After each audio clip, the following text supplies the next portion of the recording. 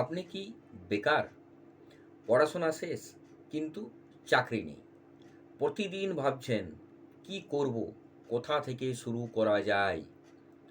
যদি উত্তর হ্যাঁ হয়, এই শিক্ষামূলক আলোচনায় আমি বাদল বিডি লার্নিংয়ে আপনাদের স্বাগত। যারা চ্যানেলটি নতুন দেখছেন এবং যারা এখনও পর্যন্ত সাবস্ক্রাইব ফলো করেননি অবশ্যই করবেন, এবং ভিডিও ভালো লাগলে লাইক এবং শেয়ার করতে ভুলবেন না। আমাদের সমাজে বেকার হওয়াকে অনেকেই লজ্জার মনে করে।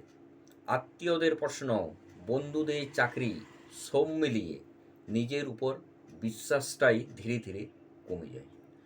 কিন্তু সত্যিটা হলো, বেকার থাকা ব্যর্থতা না। বেকার থাকা মানে নতুন কিছু করার সুযোগ। তাই আসুন কিছু ব্যবসা সম্বন্ধে আলোচনা করা যাক। নাম্বার ওয়ান, প্রথমে আসি অনলাইন ব্যবসার কথা।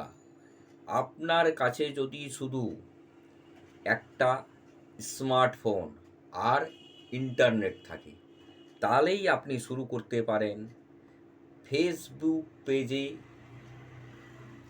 পণ্য বিক্রি, অন্যের পণ্য রিসেলিং, নিজের তৈরি জিনিস, হ্যান্ডমেড খাবার, হাতের কাজ, ডিজাইন ইত্যাদি।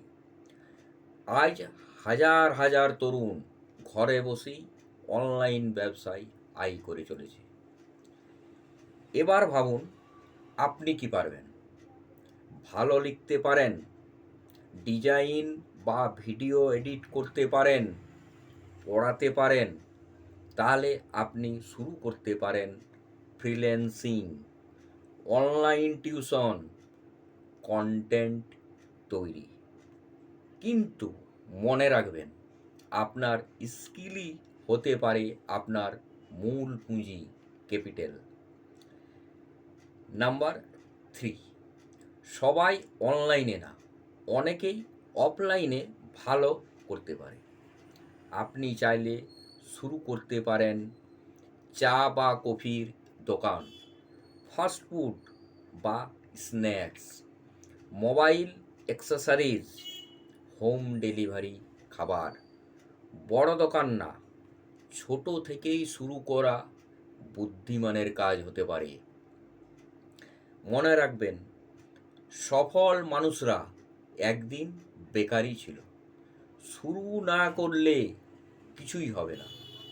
আজ কষ্ট করলে কাল নিজেকে গর্ব হবে। বেকার থাকা লজ্জার না, বেকার বসে থাকার লজ্জার। নমস্কার, সুস্থ থাকুন, ভালো থাকুন, দেখতে থাকুন বিডি লার্নিং।